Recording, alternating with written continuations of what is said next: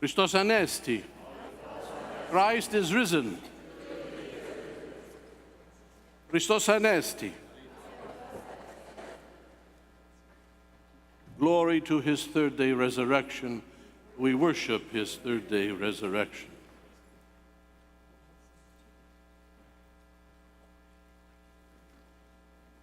Today we have a gospel that is written for us. Although it was written many, many hundreds of years ago, it was written for us.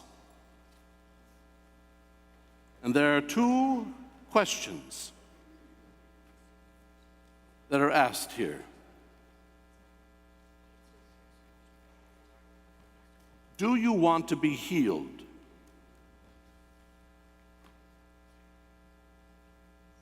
Do you want to be healed? Now that would seem that it has an obvious answer, because we have many people who study many years to become physicians, doctors, caregivers, to help people, and in many times to help them heal. So one would think that we want to be healed.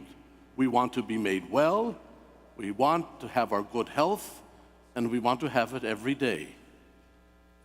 I would think that is what all of us would like. Right? But do we follow instructions? Do we do the things that we need to do to be healed? Do we need to do the things that we do to be well? How often have we heard from our own doctor, if not from the doctor, our own family members, that you need to do this and this and this if you want to get better? And we say, yes, I understand, I want to get better, I'm going to do these things. But we don't do them. Maybe we do some of them, but we don't do all of them in a consistent manner. And then we're surprised when we don't get better, but we grow worse. How often I've talked to people that receive medication from doctors, and they decide after a week or two, I don't like this medication, doesn't make me feel good, I'm not going to take it anymore. And then I say, you need to go back to your doctor and let them know that. I don't know if it takes too long to get an appointment. We have so many excuses why, if we are given the right kind of medication and the right kind of instruction, we don't follow it. So it is no wonder that some of us remain ill and sick for a long time. I'm not saying that all of us remain this way because we have not done the things to take care of ourselves. But as a priest, I come across many people who could get better, but don't, because they don't follow instruction, and they don't listen to the doctor, and they don't listen to the caregiver. They don't even listen to their own family members. So now we are presented with a man 2,000 years ago who sits at a pool, and how many have been to Jerusalem? You have been to this place, Bethesda. It is an ancient ruin now. There is still water that's there. But this is where everyone would go to be healed. And this man is ill for 38 years. And so the Lord, when he comes upon this place and sees this man, and what does the gospel tell us? When Jesus saw him and knew that he had been lying there a long time, he said to him, do you want to be healed? If the Lord knew that he had been there a long time, why do you think the Lord asked the question, do you want to be healed? The Lord knows who this person is. He knows very well his circumstance. And yet he asks him, do you want to be healed? And the man does not answer, yes. What does he say? I have no man to put me into the pool when the water is troubled. And while I am going, another steps down before me. So there is some movement. But what is the most important thing that this man responds to Jesus with? I have no one to help me. Now, one would assume that after just maybe a few days or a few weeks, there may be no one there to help someone. Perhaps if you are new to coming to this place. But this man has been here for a long time. And he has been ill for 38 years. And he has no one. Curious. Someone who is ill for that many years has no one to help him. And when he goes to go into the water, someone steps before him. So they're not even aware or concerned, or they don't even care whether perhaps they would like to help him into the water first. Very, very disturbing gospel passage this morning. But how many of us find ourselves in the same situation or predicament? And we have no one to call upon to help us, even in illness. I had a professor at seminary in our pastoral psychology class. And his take on this gospel was the following. This man, after 38 years, has no one to help him because he has pushed everyone away. He is the kind of person that makes life so uncomfortable for others that no one wants to help him. No one wants to get involved in this man's life. No one wants to be there to help him into the water.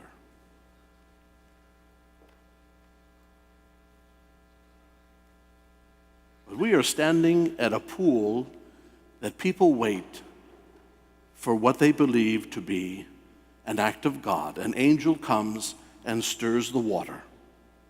And the first person who steps in is cured. Interesting.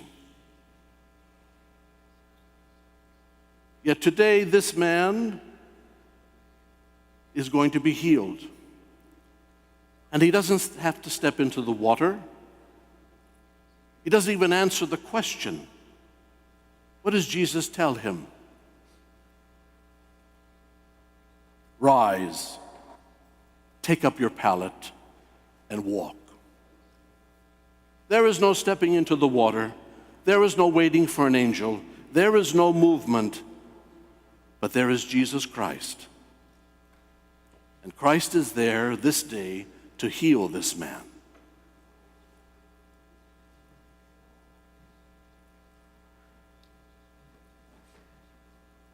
At once the man takes up his pallet and he begins to walk. But it is the Sabbath. We've heard about this before. And so nothing happens on the Sabbath. Nobody does any work. Nobody does anything except they untie or they tie their oxen or donkey, take them to water them. But the Sabbath day is a holy day, and so nothing is to be done. So that's why the people look at him and say, it is the Sabbath. Why are you carrying your pallet? Why are you carrying your bed? It's the Sabbath day. You should not be doing anything. But he answers, the man who healed me said to me, take up your pallet and walk. And they asked him, who is the man who said to you, take up your pallet and walk? But he did not know who it was. Afterward, Jesus found him in the temple and said to him, see, you are well. Sin no more, that nothing worse befall you. Interesting that the Lord in this gospel connects this man's illness to sin. Now, in a specific way. In general, sin is part of our life because of the fall. in the Garden of Eden.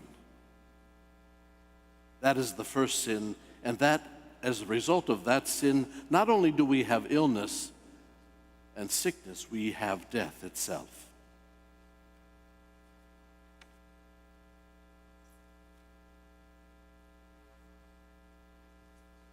So I return to my first question. Do you want to be healed? Do you want to be made well? And if the answer is yes, then are you willing to do the things that the Lord will ask us, or that the doctor will ask us? Because the Lord grants to doctors and physicians and caregivers and even ourselves the ability to help other people and to help them become better, to help them to be made well. But how often are we stubborn about this instruction, about this care? How often do we think we can still do it ourselves? We don't need help. We don't need anyone to instruct us how to take care of ourselves. So we look for help, and yet when it's there, it comes to us and it instructs us. We are unwilling sometimes to accept the instruction and the help itself. I feel that because we feel that we can do it ourselves, our ego always gets in the way of these things. We ask God to help us, but on whose terms? On His terms or on our terms? We want other people to help us at certain times, but on whose terms? On our terms or their terms?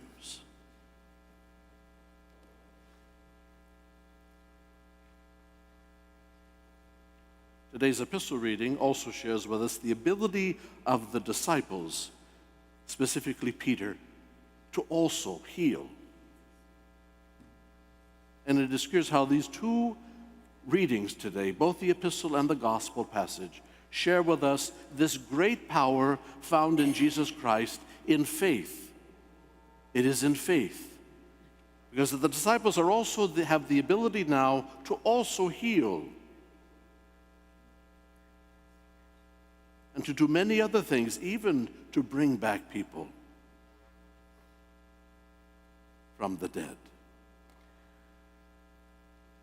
That is great power that is given to those who believe in Jesus Christ. And the power of Jesus Christ is not only found in faith, but the power of Jesus Christ is also connected to how He wishes to exhibit His power in this world, and for what specific purpose. Because all of us may ask the Lord to help us, to heal us, but the Lord grants those requests for specific purposes that only He knows of. We say, if it is the will of God that this take place, I accept that will. Thy will be done on earth as it is in heaven. So are we willing to not only accept God's will in our life, but also follow His instruction to us? May we give great thought to these questions, because as we live this life and as we grow in the faith, we also know that we are challenged with not only physical ailments and sometimes physical paralysis, but we are also challenged by psychological and spiritual challenges, psychological and spiritual paralysis. We want to be made healed and well, and yet sometimes we may be afraid of that reality. Because if I am made well, I no longer can call upon others to help me, at least so we think. If we are healed of our disease, will people still pay attention to me? At least in this situation, I'm able to garner some attention. And it may not be for the majority of us, but there are people in this world who sometimes push away from being made well because they're afraid of the reality that if they are made well, they then have to accept full responsibilities for their life from that point forward.